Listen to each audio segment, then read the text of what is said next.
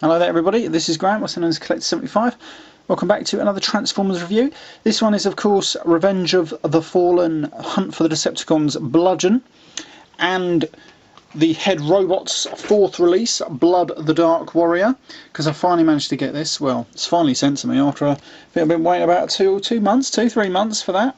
And of course a big thank you to T2RX6 for sending me this figure, because you just couldn't get it in this country, and he really nice of him, he just sent me it free of charge, which was really good.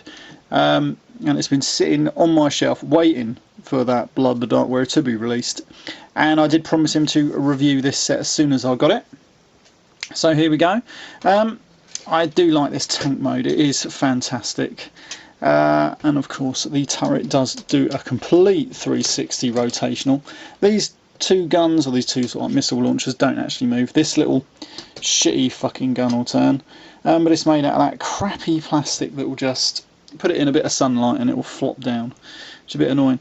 As you can see, I've got the green extension that you get with the Blood the Dark Warrior release. For some reason mine is very loose, but I can sort that out, no problem. Just put a little bit of super glue inside the turret, and then it will just be a nice bit sort of like stiffer on there. But it does look a hell of a lot better already. This is the dodgy sword that you get just with the normal figure, and it's crap, and this is just bends up and everything, and it just looks awful. And then it's a crappy bloody floppy sword, so we get rid of that. But it's a very good tank mode. I do like it. I do believe I've got the other, is it the Hunt for the Decepticons Banzai-tron, and that's another great one, and a few more paint apps on it though. I believe they coloured this little bit in just there. Right, well anyway, let's transform this into robot mode. First of all, we're going to take that little bit off. We're going to put that to the side. I'll come back to that in a minute. We're going to pull out his little sword, like so. This is a great little sword, look at that, nice and chromed and everything. Looks so much better, and nice rigid plastic, brilliant. Right, so we're going to get that out of there, and then we're going to transform it. It's got quite a nice simple transformation really. To disconnect all the little treads. I'm not going to say too much about the transformation because I did that on my Banzai-tron review, and then we just sort of like basically loosen up all these panels around here and on the back like that. Just loosen them up, loosen that out, and then turn it around to this direction, and then we rotate out the legs to one side like that. What you can do with these little treads is just fold them in like that, and then when it gets them out of the way a little bit, and it's supposed to form some sort of armour or something. The next thing we do is just slide this all the way up there. This disconnects just from around the back here, and you end up with loads of bits hanging around. And then I like to rotate the tank turret out to the side like that. That gives you enough room, just as you're rotating this groinal piece all the way around, just gives it enough clearance, and then you just rotate it until there's a bit of a click. And then what do we do next? I believe that's it, I've done it the wrong way.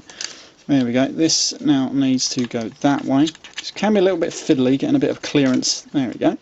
So that one's there. That one needs to come around this way. Then they need to swing in like that. Let me just hold it there, like so, and these do just sort of like, don't really hear a click, but you do feel a little notch, and then just put the legs down straight like that, nice and easy. And these bits form sort of like what's that, waist guards I suppose. Right, and then with the legs you just folding these out this way, so you've got the orange bit of the tank tread just facing you. Then you come around to the back here, just open out that little bit, flip them bits back, and then fold out the foot like that. And it comes with this crappy little heel spur. It doesn't really do a lot, unfortunately. And I'm supposed to leave this bit down, but I can't be bothered. I think it just looks better up like that. So again, we come around to this way, open that out, flip this down, and around. Like I say, it's got a little heel spur that doesn't want to move really, which can be quite bloody annoying. Right, so then you've got the legs done. Next thing you need to do is come up here. I'm just going to move my camera for 1 second, hold on. The amazing technology that I have of blue tack holding my camera in place.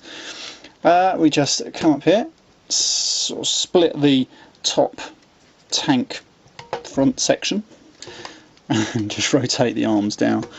Right, so then we get into that position, rotate these around like so, and then just disconnect this little panel just on there like that. Fucking budge. Oh no, don't. What a cock. It comes out from under there like that, and you just fold out the little arm. So then we do that on this one. Just fold that out. There we go. And we can fold out his little hand as well. And then that's the arms done. And then with these panels, you just fold them down into position. Gives them a bit more armoured look. And then with that, there's just one more thing to do, and that is now to bring this whole top section down. I've got to be careful because I don't want to break nothing. It is. Oh, there we go. Bring it down, and then of course, oh, yeah, that's supposed to flip down. That reveals the new head. Let me just move my camera up. And that's the new head. It's definitely better than the old head, but at the same time, I don't know if I like it a lot. It's good. But I think I preferred. Actually, no, I do like it. It's just the colour they're saying a bit funny with. But anyway, but if I can get them to stand up, so you don't want to really stand up too well, because the heel spurs are just too shit. There we go. This one's got trapped in there. That's why that ain't doing nothing. There we go. Well, anyway, I'm going to do some poses at the end anyway of this. But that is Bludgeon in robot mode, and it's very good. You can put the little turret up like that if you wanted to. Put it a little bit back, but you switch that bit off to the angle, because then what you can do, which is really good, I do love this, is you just split this open like that, and then you can see all the gears working inside as you do it. There you go. And then it just reveals his other little short sword just tucked away in there. Just damn good. So turning back round. Close that back up. Poxy legs. There we go. Alright, so got him like that. The little short sword will easily fit into his hand, and it's got a bit more of a better fit than those other little swords that he normally comes with. And you can also, if I can get it out of his hand, put it into his little sheath, or what you want to call it, just in there. And you can do the same with the larger sword, which is pretty good. That will go into that one. Like that, and he's sort of sticking out the end there. But of course you can have him holding it, which is of course what you're going to be having him doing. And he's just got a great look. And with this little tank barrel piece, it does fit onto the little gun at the side there, just like this. Below, there we go. It will fit on. If I've got it that way, there we go. So it just sort of fits on there, so you don't lose it. But overall, it's a great toy.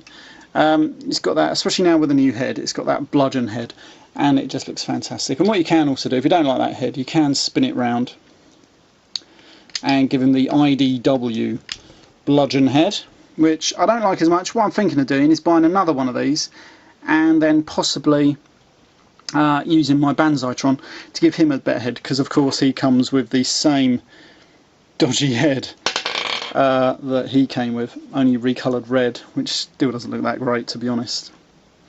But overall, a great figure, and definitely better now with the head upgrade. Really, really good.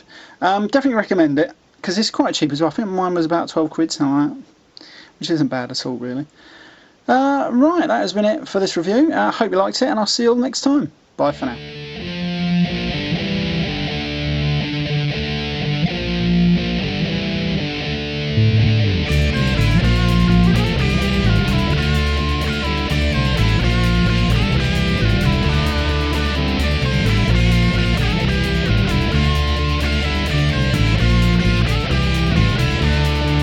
Thank you.